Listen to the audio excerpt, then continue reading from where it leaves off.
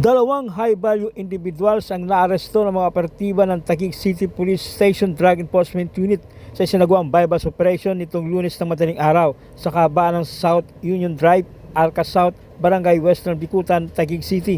Kinilala ni Police Captain Kenny Cayad, Hepe ng Station Drug Enforcement Unit, ang mga suspect na sina alias Christian, 23 anyos, at alias Alex, 26 anyos, kapwa residente sa nasabing barangay, at itinuturing na high-value individuals ng pulisya. Nasamsam sa operasyon ang 4 na heat-sealed sachet at isang not-tied sealed plastic sachet na naglalaman ng hininalang shabu na may tinatayang bigat na 164.3 grams at katumbas na halagang 1,117,240 pesos sa standard drug price. Kasama rin sa mga nakumpiska ang isang pirasong 500 peso bill at 5 pirasong 1,000 bill marked money na ginamit sa transaksyon. Inihanda na ang mga kinakailangang dokumento para sa pagsasampa ng kaso laban sa mga suspect sa Office of the City Prosecutor. Kayo ay aming inaaresto sa salang paglabag ng 9165, pagbebenta at pamumosesyon ng illegal na droga. Kayo ay may karapatang manahimik. Ano bang sasabihin nyo, maaring gamitin laban o pabor sa alinmang hukuman dito sa Pilipinas. May karapatan kayong kumuha ng inyong tagapagtanggol. Kung hindi nyo kaya, ang gobyerno ang magbibigay sa inyo. Karapatan nyo din pumili ng doktor na inyong tagapagsuri. Kung hindi nyo kaya, ang gobyerno ang magbibigay sa inyo. Intindihan nyo ang inyong karapatan.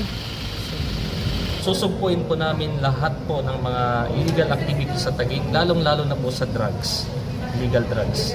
So sa mga kababayan namin dito sa Taguig, makipagtulungan po tayo sa inyong, makipagtulungan po kayo sa inyong mga kapulisan. Nandito po kami, kung may mga alam po kayong information about mga individuals na involved po sa drugs, nandito lang po kami, pwede nyo kami lapitan. At asahan nyo po, ang tulong po ng inyong kapulisan sa Taguig ay agad-agad pong ibibigay sa inyo.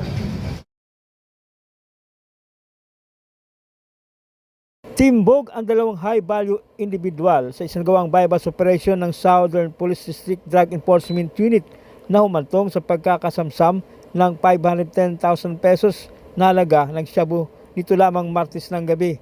Kinilala ng pulisya ang mga nadakip na suspect na sina alias Joe, 38 anyos, at alias Annabel, 41 anyos, na isang call center agent at parehong residente ng Barangay Central Signal, Taguig.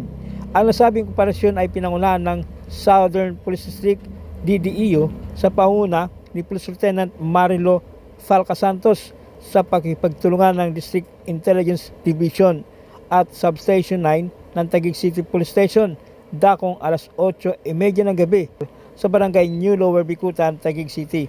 Nakumpiska ng pulisya ang humigit kumulang 75 grams ng hininalang shabu na may tinatayang street value na 510,000 pesos, bypass money at isang Android phone. Kasong paglabag sa Republic Act 9165 o mas kilala bilang Comprehensive Dangerous Drugs Act of 2002 ang kakarapin ng mga suspect. Isinagawa on-site ang inventaryo at pagmamarka ng mga ebidensya sa presensya ng mga mandatory witnesses alinsunod sa batas at mismong ng mga suspect. Ay hinuhuli sa salang pag-iingat at pagbebenta ng ipinagbabawal na gamot. Kayo ay may karapatang manahimik at magsawalang kibo.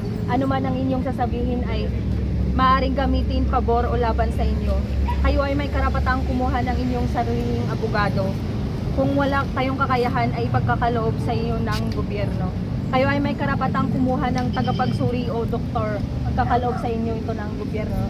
Naintindihan ninyo ba ang inyong mga karapatan? Si Kagawad, Kagawad Dixon Pangilinan ha. Ang Barangay New Lower Bicutan, dito po yun ha. Sakupan po namin yan. So kami po nandito, witnessan lang namin yung huli ha, pagkakahuli sa inyo. Wala kami kinalaman sa barangay sa pagkakahuli ha. Nandiyan po ang ating media representative kasama sa mag-witness.